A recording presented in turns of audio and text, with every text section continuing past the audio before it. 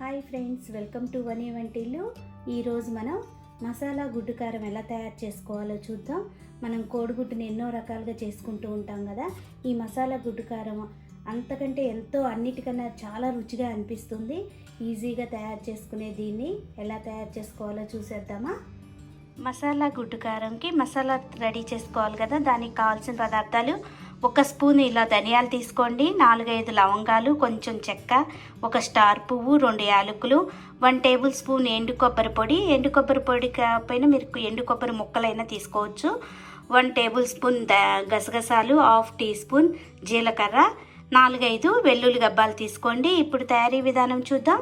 Stove on చేసుకుని ఒక చిన్న బాండీ పెట్టుకోండి. దానిలో ధనియాలు, స్టార్ పువ్వు, లవంగాలు, చెక్క, యాలకులు, జీలకర్ర వేసి కొద్దిగా వేయించుకోవాలి లో ఫ్లేమ్లో. మసాలా మాడితే కూర టేస్ట్ అంతా పాడైపోతుంది. లో ఫ్లేమ్లో పెట్టి మాడకుండా వేయించుకోండి. ధనియాలు కొద్దిగా వేగాక దీనిలో గసగసాలు వేసుకుందాం. అదేవిధంగా ఎండు కొబ్బరి కూడా వేసి వేయించుకుందాం. ఇలా వేగిపోయినాయి కదా. ఇప్పుడు స్టవ్ ఆఫ్ చేసుకుని చల్లారనిచ్చి దీన్ని చిన్న మిక్సీ జార్లో తీసుకుని మెత్తని పొడిలాగా చేసుకోవాలి. స్టవ్ ఆన్ చేసుకుని చిన్న బాండీ పెట్టుకోండి. ఇప్పుడు 4-5 కోడిగుడ్లని ఇలా ఉడికించుకుని పక్కన పెట్టుకోండి. పైన పెంకు తీసేసి ఇలా తీసుకున్నాను నేను. ఇప్పుడు వీటిని ఘాట్లు పెట్టుకోవాలి. మీరు బాండీలో 1 స్పూన్ ఆయిల్ వేసుకోండి. ఆయిల్ వేడయ్యే లోపల మనం ఈ కోడిగుడ్లకి ఇలా ఘాట్లు పెట్టుకుంటే మసాలా అనేది ఈ గుడ్డు లోపలికి వెళ్ళి మనకి కూర టేస్టీగా ఉంటుంది. గుడ్లన్నీ కూడా ఇలా ఘాట్లు పెట్టి తీసుకోండి. ఆయిల్ వేడయ్యాక ఈ గుడ్లని దీనిలో వేసి 1 నిమిషం వేయించుకోండి.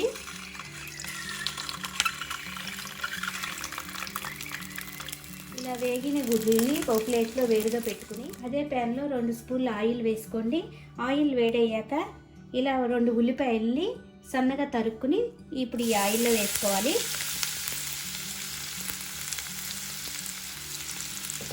దీనిలో కరివేపాకు వేసుకుందాం. వీటిని ఇప్పుడు వేయించుకోవాలి. కొంచెం రెడ్ కలర్ వచ్చే వరకు వేయించుకుందాం. ఉల్లిపాయ వేగుతున్నప్పుడు మనకి ఈ మసాలా అంతా చల్లగా అయిపోయింది. దీన్ని ఇప్పుడు మెత్తగా పొడి చేసుకుందాం. మెత్తగా పొడి చేసుకున్నాక లాస్ట్లో వెల్లుల్లి గబ్బాలు వేసి ఒక్కసారి గ్రైండ్ చేస్తాం. ఇలా వేగుతున్నప్పుడు దీనిలో 1/2 teaspoon ginger garlic paste వేసి వేయించుకోండి. దీనిలో ఇప్పుడు 1/2 టీ స్పూన్ పసుపు వేసుకోవాలి. ఇలా వేగాక రుచికి తగినంత ఉప్పును వేసుకుందాం. మీ స్పైస్ని బట్టి చిల్లీ పౌడర్ వేసుకోండి. నేను 1 టేబుల్ స్పూన్ చిల్లీ పౌడర్ వేస్తున్నాను.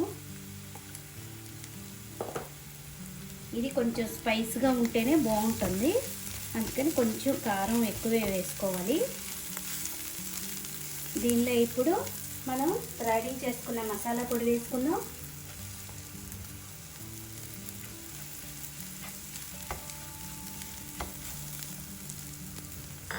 ఇప్పుడు వేయించుకున్న కోడిగుడ్లు వేసుకుందాం.